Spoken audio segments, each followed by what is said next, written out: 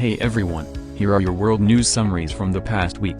Beavers in Ukraine are building dams that are helping to keep the ground marshy and impassable, making it less likely that an attack could come via Belarus. This has given Ukrainian defense forces time to prepare and conduct daily training exercises in the area. The swampy conditions created by the beaver dams have been praised by Ukrainian military officials, who say that the beavers' presence has given them an advantage in defending the country. Pro-Bolsonaro protesters stormed the National Congress building in Brazil's capital, Brasilia, calling for military intervention to overthrow President Luiz Inácio Lula da Silva. The protesters, who refused to accept Lula's election victory, were met with police tear gas and have been cleared from the premises.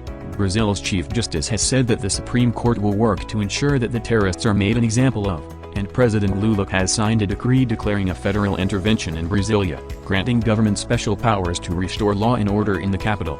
Europe's largest known deposit of rare earth elements, which are key for building electric vehicle batteries and wind turbines, has been discovered in northern Sweden by mining company LKAB. The deposit is said to exceed 1 million tons of rare earth oxides, and no rare earth elements are currently mined in Europe, with China providing nearly 98% of the EU's supply. The European Commission predicts demand for these elements to increase more than fivefold by 2030 as they are needed for building digital and green technologies. Captured Russian inmates who have been sent to the front lines in Ukraine as part of the Wagner Group, an infamous mercenary organization with ties to the Kremlin, say they've witnessed public executions of deserters and disobedient troops, according to a Tuesday report from Polygon Media and the independent Muslim Abasnut news outlet. The Russian military has suffered staggering losses since Moscow launched an invasion of Ukraine in February last year, in an effort to address issues around dwindling personnel.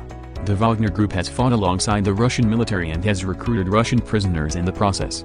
India will become the most populous nation in the world, surpassing China, in the next 3 months, according to a report from the United Nations. The report predicts that India will overtake China in terms of overall population by April and will have almost 1.7 billion people by 2050 compared to China's expected 1.31 billion. This is largely due to China's strict family planning rules that have contributed to a birth rate decline.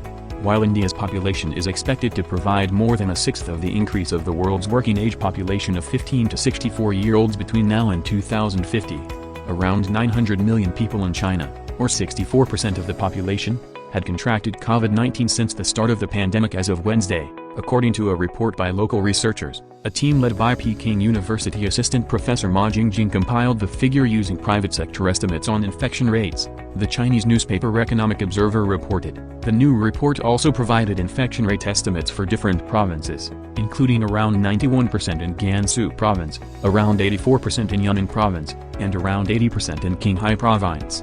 That was this week's World News Summaries. See you again next week.